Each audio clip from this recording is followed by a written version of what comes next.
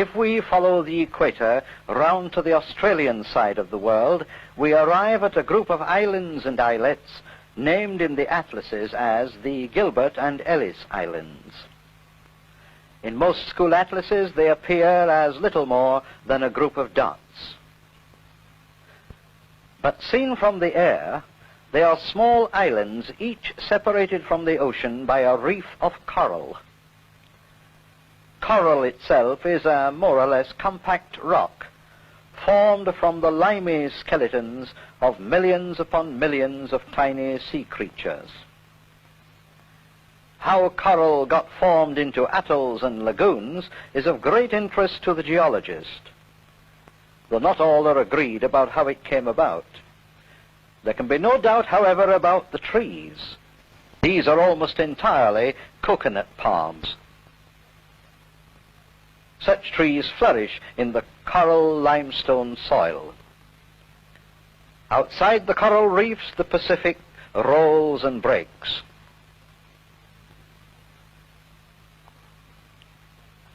Starfish, or coral spiders as they are sometimes called, thrive in the calmer lagoons, as do also the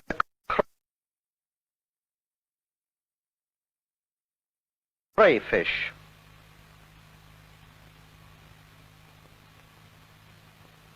For the octopus, the lagoon forms a kind of nursery till at last he becomes one of the giants of the outer ocean beyond the reef. The shores are literally alive with these interesting creatures, the hermit crabs. Their hermitages are any unoccupied shell that they can find. They're not really as fearsome as this might lead you to expect.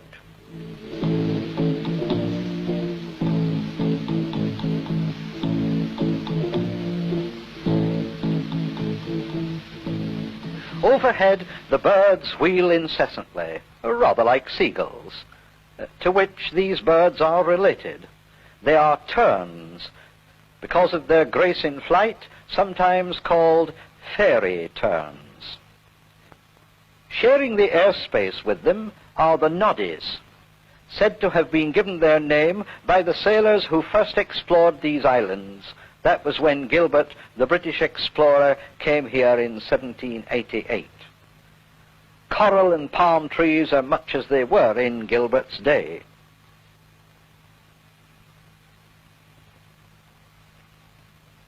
The people of the islands are of a mixed race, Melanesian and Polynesian, and the blending gives rise to varied types of beauty.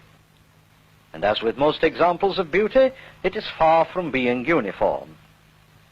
Besides being handsome, these people are quite friendly. By our standards, most of them are poor. Yet in spite of their poverty, they have a dignity and character which many wealthier races do not possess. They listen to advice, and they profit by encouragement. Even in extreme old age, they retain their inherent dignity. None of their villages is large enough to be called a town, though they are always very pleasant in fine weather. But when it rains, in this part of the world, it really rains. Every child in the Gilberts knows how important coconuts are, and every man soon masters the art of tree climbing to get at coconuts. He also knows how to deal with them when they're gathered, and so does she. Trees are also climbed for toddy. Got from deftly cut flower buds at the top of the tree, toddy is a refreshing drink, unless it's allowed to ferment, in which case it becomes dangerously alcoholic.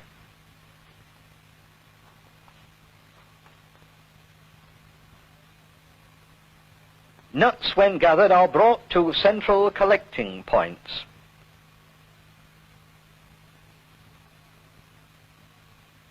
Here they are husked, split open, and laid out to dry on mats made from coconut leaves.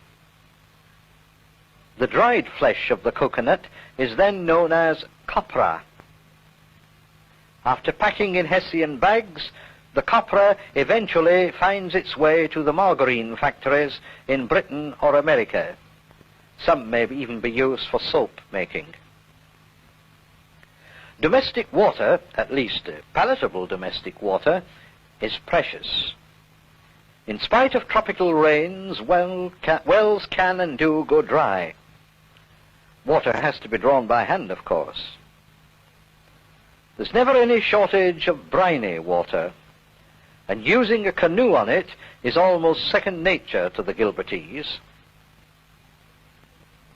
Their canoes are always built with outriggers. They're light,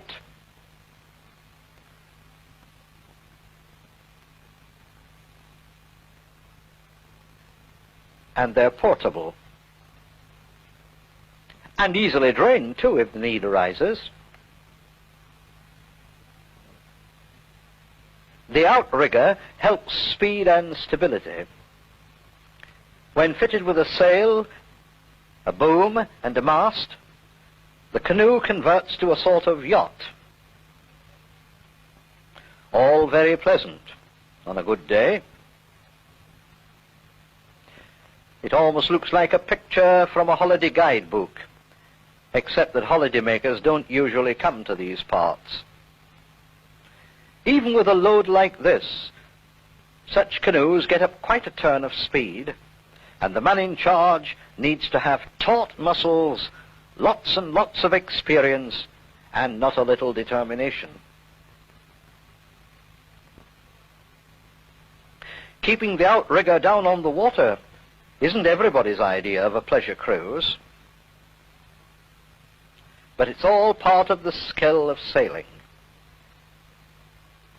Just as skill is also needed if you're a fisherman from a canoe.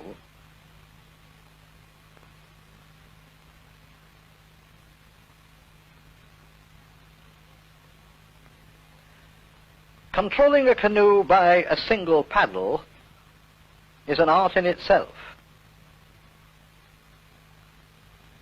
Even the designing and the making of the paddle is no mean accomplishment.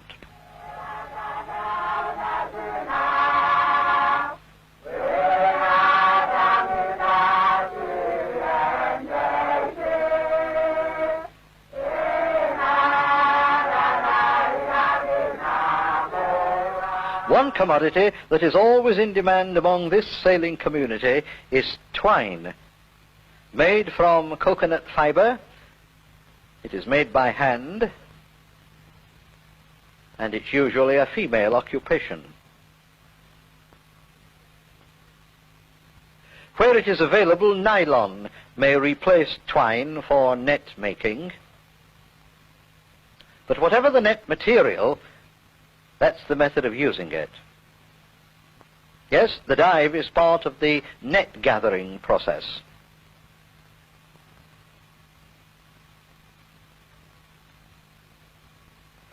You might even use a net with a technique like this.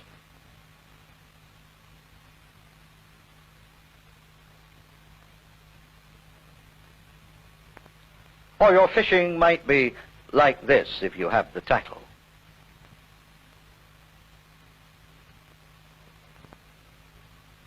Every village, however, has its fish trap.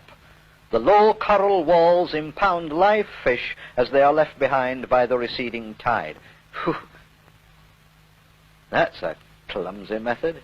You may think it's cruel, too, but look at this. Here's the more traditional way.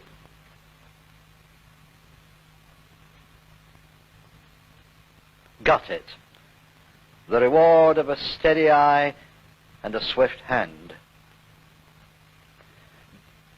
Getting the catch home isn't much of a problem if you're an individualist or if you work along with other people. And notice the variety of the catch. Yes, boys must work and so must girls, but beauty need not go unadorned. This, then, is the kind of environment in which the Christian church has become established due to pioneer work by missionaries like John Williams and, more recently, Alfred Sadd, who lost his life by Japanese occupation forces. In these days, at least, the larger centers of population, churches are housed in permanent buildings. They're well attended. The church members share as best they can in the upkeep and maintenance of their churches, yet with the best will in the world, they cannot do it all by themselves. Wherever there is a church in these islands and islets, there is need for better facilities for educating its people and facilities for linking them together and with the world church. And all this emphasizes the importance of a trained and effective minister.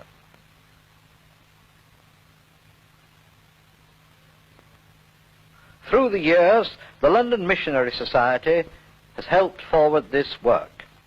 It has provided ships, the present one is the 7th of its line, to bear an honored name, a name which is familiar in churches all over the world. And wherever the John Williams sails among the Coral Islands, it witnesses to the continuity of Christian care and concern. It is the means of maintaining communication between churches and people who would otherwise be cut off and isolated.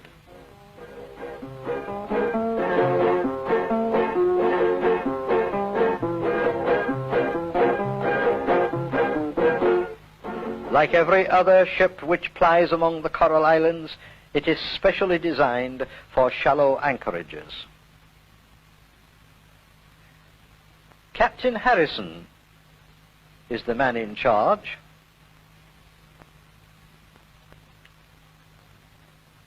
He has radar and ship-to-shore radio, and along with all the usual aids to navigation, he also has devices for depth sounding and, when needed, an automatic pilot. Its guest passengers frequently include both European and Gilbertese workers in the various island churches. Eritaya, for example, he's a Gilbertese minister seen here on his homeward journey after one of his pastoral tours. Under the captain's guidance, the ship glides steadily towards its anchorage. And once at anchor, all hands on deck is the order. Every member of the crew knows his specialized job. Without fuss, the whaleboat is slung over the gunwale. Its berth during voyages is on its stocks right over the cargo hatch. The smoothness of the launching bears a tribute to the crew's discipline. And at the stern of the ship, another boat is launched. This time, a diesel-driven motorboat. This, of course, is a much heavier boat than the whaleboat was. It is especially useful for ferrying goods from the ship to the shore. For a man of his years, Eritaya is remarkably nimble. Frequent disembarking has accustomed him to this. So while the John Williams rides at anchor, Eritaya's craft makes land. Waiting to welcome him are Tarieta, the head of a school for senior boys, and Miss Maxfield, an English missionary who devotes her considerable talents to the education of girls. Tarieta and Eritrea have much to talk about, including cement. Now, the connection between drums of cement and missionaries may not be immediately obvious, yet there is one. Resident pupils need housing in a hostel. A hostel needs a permanent building. Permanent buildings call for cement. One further fact, without the John Williams, the cement wouldn't easily be made available. And the same thing is true in the case of flour. Flour made from wheat is necessary to balance pupils' diet in a place where the home produce is almost entirely coconut flesh and fish. Again, without the John Williams, it wouldn't be likely to be available. The ship's boat is easily run ashore and made fast, all ready for the unloading. Like the good headmaster that he is, Tarieta believes in the value of practical work for boys. And when it comes to this kind of practical work, the boys appear to agree with him.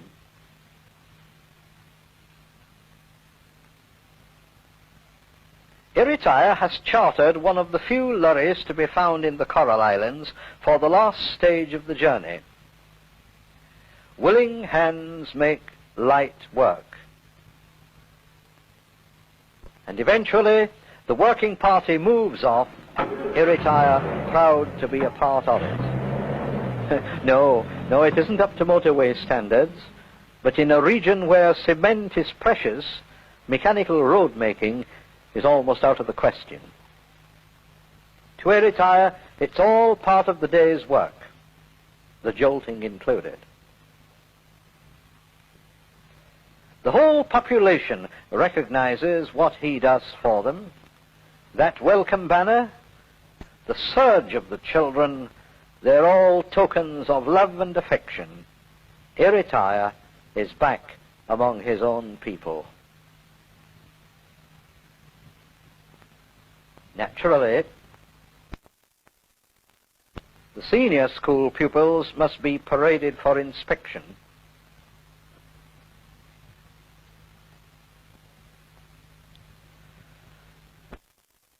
The formal welcomes over, Eritrea is able to join his own family, to their obvious delight. The two girls, by the way, are now trained nurses.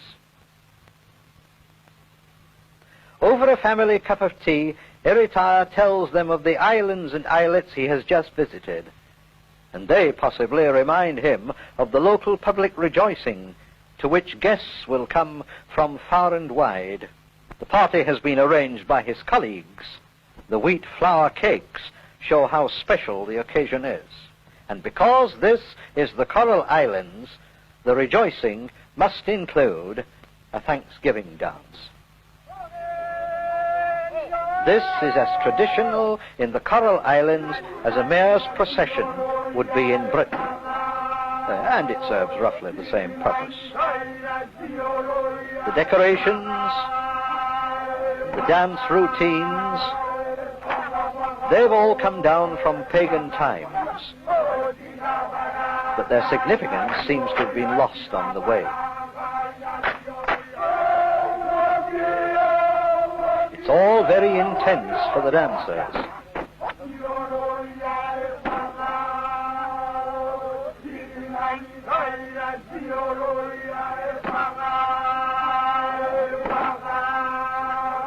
It's all very attractive to spectators, some of whom will go to almost any height to get a good view.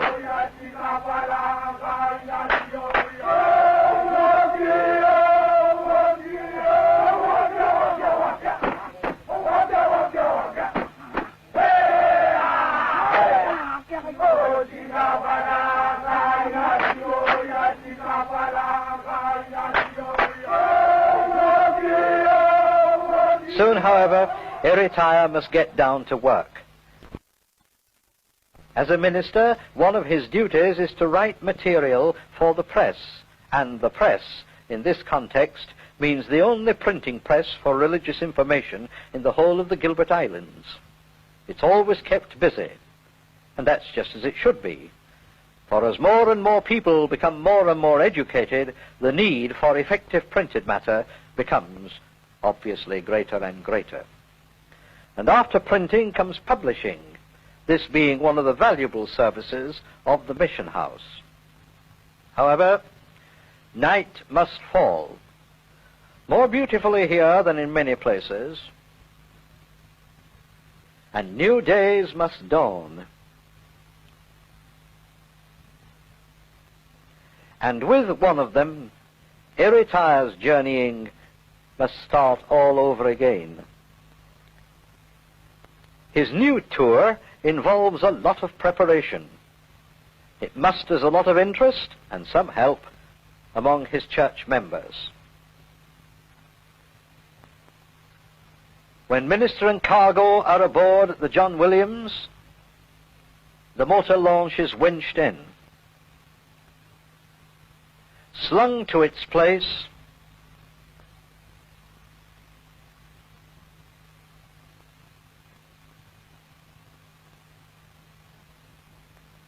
and made fast in its cradle. Then, everything having been made secure, the John Williams gets under way, saluted by other craft as it speeds Eritire on to his next rendezvous. There, having judged the tide exactly, the boat brings him very close inshore.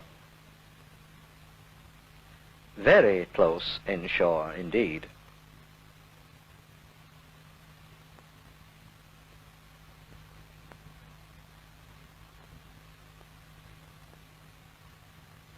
Not quite so large a reception committee this time.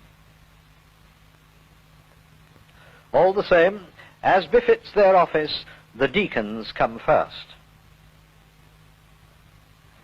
Then, introductions completed, all move off towards the nearby village. It's a village with all the usual features.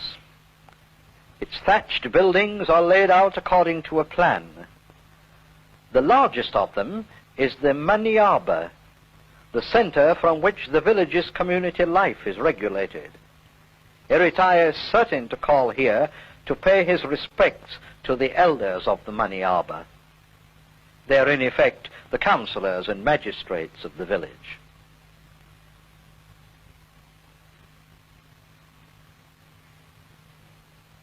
His main interest, however, will be in the 101 details of the church's life.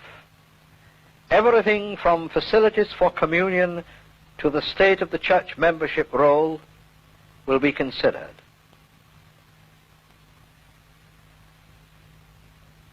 His visit is obviously a popular occasion. Not in many places does the minister and his deacon sit together on a hardened floor to take stock of the church welfare. Here it's the right thing, exactly the right thing. And one of the matters to be discussed is the repair of the church roof, which means thatch and volunteers for laying it. A job for experts.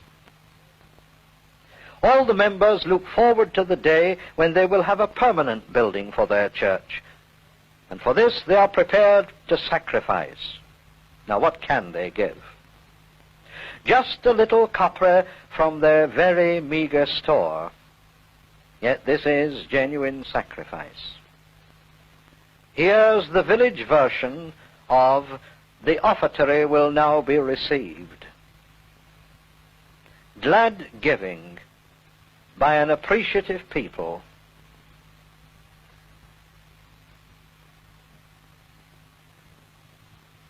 And even the children want to be in on the enjoyment. Encouraged by their church, the parents of the villages are a people with a special interest in their children's welfare. And what active children they are. Lacking public playgrounds, they make do with whatever comes to hand. If you can't make your own sports tackle, you go without. And mentioning playground, what about this? There'll be no showers in the pavilion to follow this game. A dip in the lagoon, perhaps. Anyhow, they're all sure to be spruced up in time for school, where lessons are sometimes very exciting.